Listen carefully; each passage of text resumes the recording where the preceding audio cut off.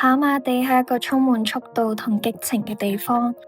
每一次奮力衝刺都係力量同汗水嘅極致展現。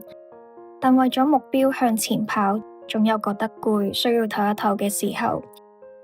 駱康軒就喺你身邊，成為你最堅實嘅後盾，陪你行穩每一步。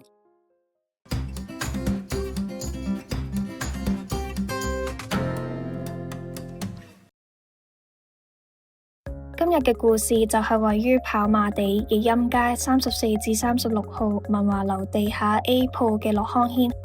大家跟住我一齊行啦。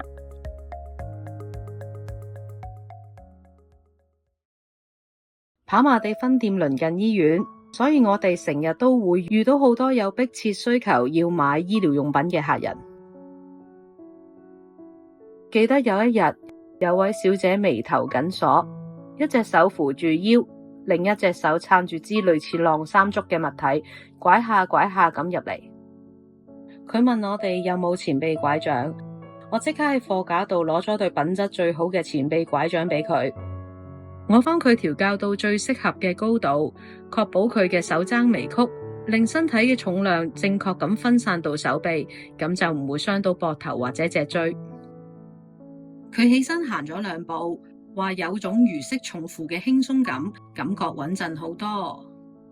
準備埋單嗰陣，佢話頭先上網問價錢嘅時候冇咁貴。我睇翻記錄，客人可能問錯其他公司，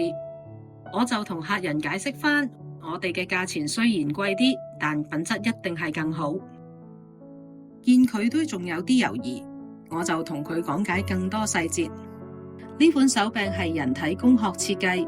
最重要嘅係底部有加闊加厚嘅防滑膠墊，好穩陣㗎。